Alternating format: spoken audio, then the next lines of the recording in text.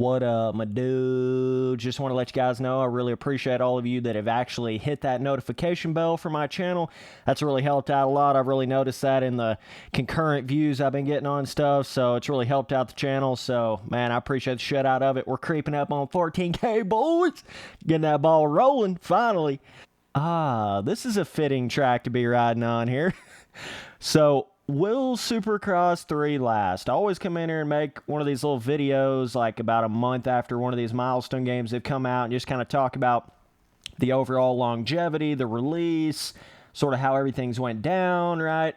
And this is the first milestone game ever that I can actually come in here and feel like comfortable coming in here and saying, this one's actually going to last for a little while. Like, I really have that feeling like it can actually, you know, really stand, not like stand a super test of time, but at least stand some kind of a test of time, you know what I mean? Whereas all the other ones, I could just see this sort of wall of limitations and this wall of you know, really negative aspects to the physics system and limitations to the physics systems in the first two Supercross games, and like MXGP Pro and MXGP 2019 and some of these other milestone games. I could see all these sort of things that weren't really going to allow those games to actually really last that long, right? But with Supercross 3, this one, you gotta love when you rack your sack like that, dog. Dude nearly like does a catapult, flips over the bike. But, yeah, so this is the first one where I really have this overwhelming feeling of, like, just the feeling on the bike, the whip system, the physics system, which is not perfect, okay? I've never claimed for it to be perfect, but it's good enough and different enough and varied enough and skill-gapped enough to actually give you some kind of a longevity feeling to it. And the track design's being difficult enough and that whole sort of side of it, right? It's like just enough to where I feel like, you know, like I haven't really played this game too much in probably like, I don't know, probably like a week. I mean, I played it, you know, here and there, but not as much as I was playing it at the beginning. But I've certainly put more time already into Supercross 3 than I have any other milestone game, hands down, just from how much fun I was having the first, you know, 2 weeks playing online and doing all that. But it's interesting coming back in here after not really playing it too hard for a week. See, this is the really interesting thing about these games that actually have a skill gap and a real inertia physics system. Inertia! Gotta hit you boys with that word again. Oh, man, I'm making that word fucking popular as hell now, dog. Inertia, dog. So, yeah, what I'm trying to get at, though, and this is a really big point, you really need to pay attention to this. When these games have these certain things like skill gap, filling to the bike, inertia, you know, varied whip systems, a hucking system, you know, all these little, a leaning forward and backwards hucking system, all these little things. When these motocross games start to get that, the cool thing that happens is you can stop playing the game for a little bit and then come back to it, and it's almost like your interest and all of your, like the fun factor you're having, how much fun you're having with the game and everything sort of has a little bit of a reset. You know what I'm saying? It's like, oh man, let me get back into the game. I haven't played it for a minute. Let me get my skills back together, you know? Let me kind of shake some of this rust off a little bit. Let me try to kind of get back into it. You know, it's like, it's fun again, right? Whereas to me personally, some of those other milestone games, pretty much all those other milestone games, anytime I try to go back and play them now, it's really just like I know the limitations of it. I know what it is to the point to where it's just never really going to be all that fun to me. Yeah, it's fun to go in there and screw around like on the first MXGP game or MXGP 3 just for the shits and giggles, but I mean like really like sitting back down and playing it again. You're not really going to do that. You're just not really going to do that with a lot of those other milestone games from how limited they are, and especially now with Supercross 3 being so much more advanced physics and having so much more skill gap and having the hucking system and the whole nine. I don't see how you can go back to that shit at this point. Like, you would just be going backwards, going back and playing that older shit, right? So you just feel like you're playing a lesser filling on the bike, lesser inertia filling, lesser skill gap filling. But that's the cool thing, and that's something I noticed. And this is where MX Simulator really blows all these other games out of the water. It is the best when it comes to that Like, the second you start getting a little bored of MX Sim, or it starts getting a little too difficult, or you hit some walls, or whatever the case may be, you can always just take a little break from MX Sim and then come back to it, and it's like a full-blown 100% reset. Like, you're having just as much fun in the game as you had the very first time playing it.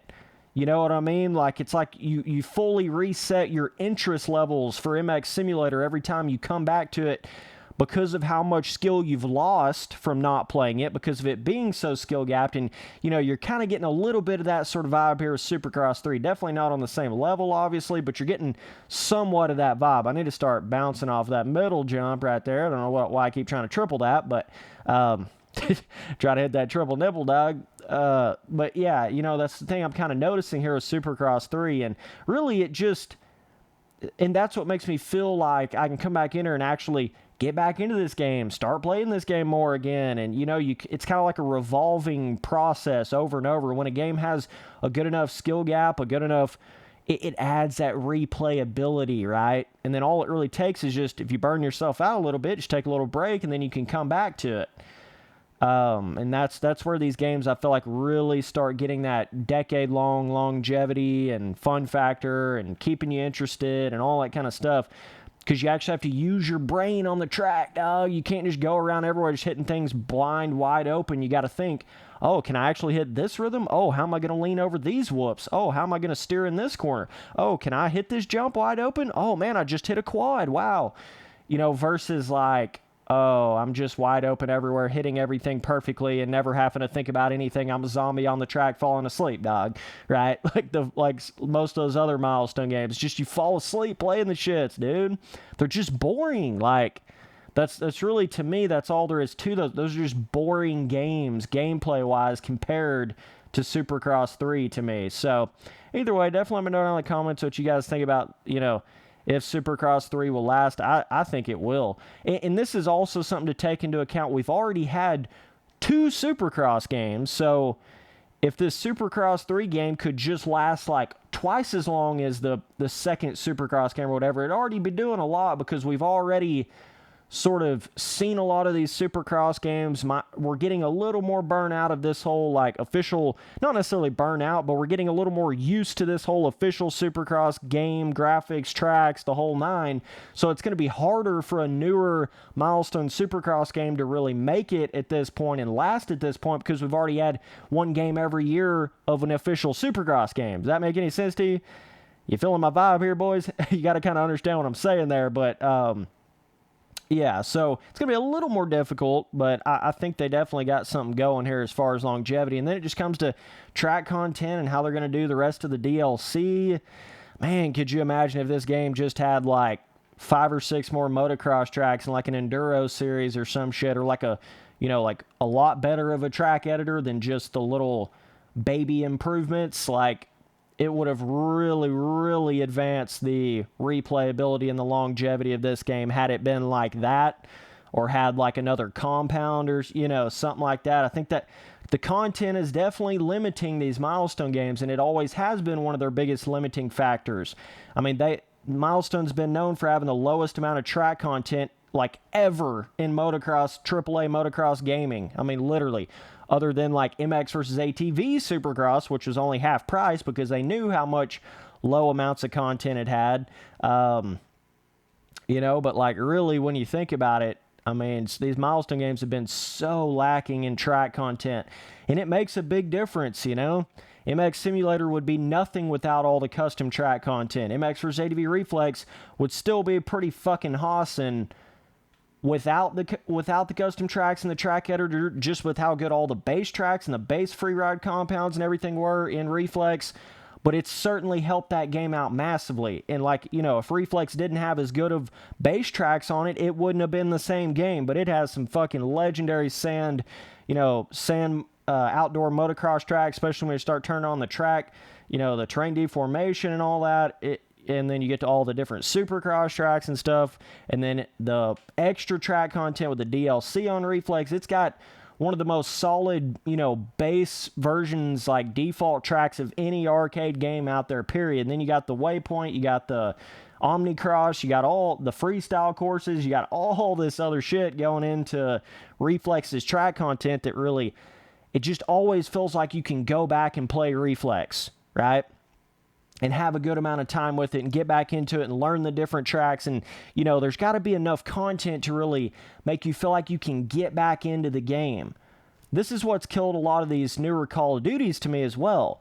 There's so many tight, small maps that suck ass, and there's not as many maps, it seems like, as they used to have. And then, I don't know, there's the same way with these motocross games. You know, you got to have enough solid base track designs and solid base free ride compounds built into the base versions of the games, and then you can, like, every time you want to go back and play them, it's like a whole experience getting back into it. Like with Reflex, it's like, you know, you go through the whole Supercross series and all the Supercross tracks, and it takes you a while to remember the lines and relearn how to hit everything. Then you get back on the motocross tracks, takes you a minute to, you know, change your gearing, realize what's going on with that, realize the roughness, because there's actually roughness skill gap on Reflex and rut skill gap.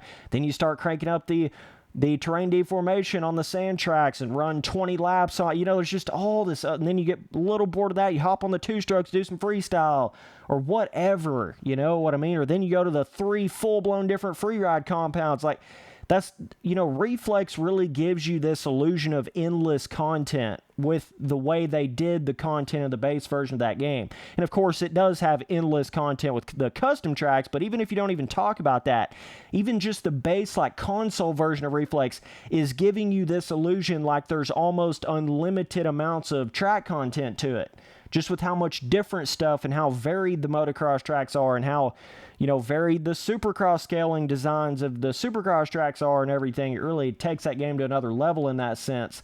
So that's what Milestone's got to figure out, you know, creating that illusion of endless content. And yeah, these games do have a track editor, which plays into that and definitely helps it out. But I certainly think with how similar all the custom tracks looks in these games, and, you know, the limitations of the track editor, it definitely is not what it could be in that sense, you know? So either way, I think Supercross 3 is going to last a while just off the feeling of the bike and the skill gap and the leaning and the hucking and the whipping and all that.